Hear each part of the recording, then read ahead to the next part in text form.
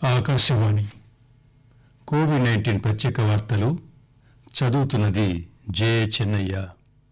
ప్రపంచవ్యాప్తంగా కరోనా మహమ్మారి ప్రభావం తీవ్రంగా ఉన్న సమయంలోనూ మన దేశం సేవా నిరతిని విస్మరించలేదని, కోరిన అన్ని దేశాలకు ఇతోధికంగా సహాయం చేసిందని ఉపరాష్ట్రపతి వెంకయ్యనాయుడు పేర్కొన్నారు.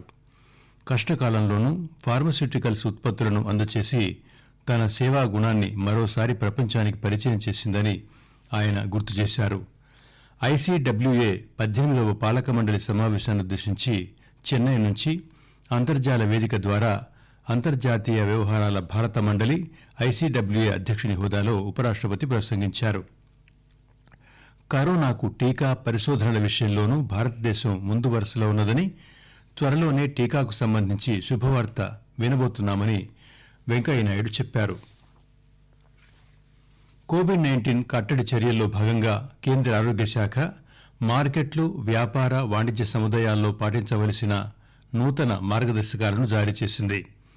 నూతన మార్గదర్శక సూత్రాల ప్రకారం కంటైన్మెంట్ ప్రాంతాల్లో మార్కెట్లు పూర్తిగా మూసి ఉంటాయి. కంటైన్మెంట్ ప్రాంతాలకు వెలుపల ఉన్న మార్కెట్లలో అన్ని నిబంధనలను పాటించాలని ఆరోగ్య శాఖ సూచించింది. అలాగే 65 సంవత్సరాల వయసు పైబడిన వృద్ధులు, దీర్ఘ రోగాలతో బాధపడుతున్న వ్యక్తులు, గర్భిణులు, 10 సంవత్సరాలలోపు పిల్లలు అత్యవసరం అయితే తప్ప బయటకు రారాదని కేంద్ర ఆరోగ్య శాఖ సూచించింది. మార్కెట్స్లో పనిచేసే ఉద్యోగులు, ముఖ్యంగా రిస్క్ ఎక్కువగా ఉన్న వృద్ధులు, గర్భిణులు, ఆరోగ్య సమస్యలున్నవారు మరిన్ని ముందు జాగ్రత్తలు తీసుకోవాలని ఆరోగ్య శాఖ మార్గదర్శకాల్లో పేర్కొంది. అలాంటి వారిని వినియోగదారులతో నేరుగా సంబంధం ఉండే విధుల్లో నియమించవద్దని ఆరోగ్య శాఖ మార్కెట్ అసోసియేషన్స్ కు సూచించింది. దేశంలో కోవిడ్-19 క్రియాశీల కేసుల సంఖ్య 132 రోజుల తర్వాత మళ్లీ 4.28 లక్షలకు చేరింది.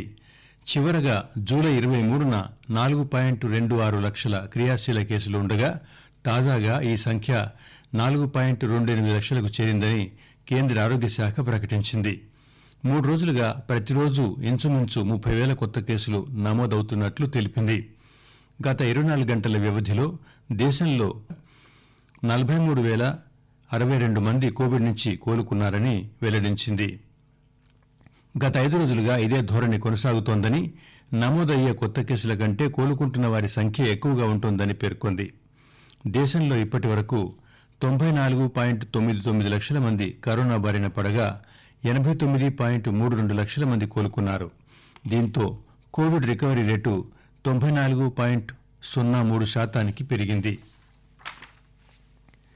ఆంధ్రప్రదేశ్లో కరోనా మరణాలు 7,000 దాటాయి.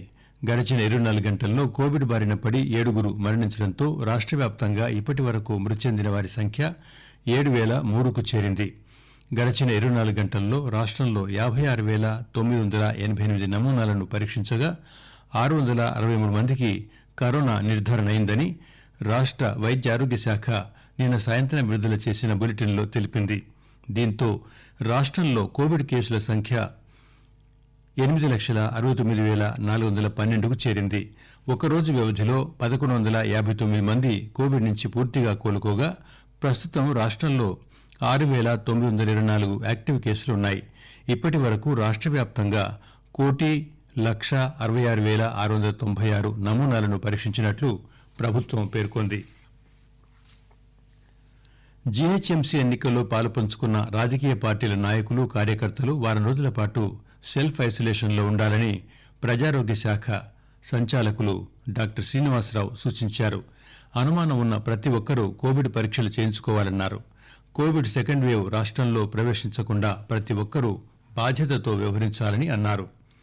ప్రస్తుతం రాష్ట్రంలో కరోనా పూర్తిగా అదుపులో ఉందని, అయినా చలి తీవ్రత, ఎన్నికలు, ఇతర ప్రతికూల పరిస్థితుల కారణంగా ప్రజలు అప్రమత్తంగా ఉండాలని, నిబంధనలు పాటించాలని సూచించారు. ప్రతి ఒక్కరూ మాస్కులు ధరించాలని అంటూ మాస్క్ మనకు 90% రక్షణ కల్పిస్తుందని తెలిపారు. చేతులు కూడా శుభ్రంగా కడుక్కోవాలని, భౌతిక దూరం పాటించడం ద్వారా కోవిడ్ ముప్పు నుంచి రక్షణ పొందవచ్చని అన్నారు. ఆకాశవాణి కోవిడ్-19 ప్రత్యేక వార్తలు సమాప్తం.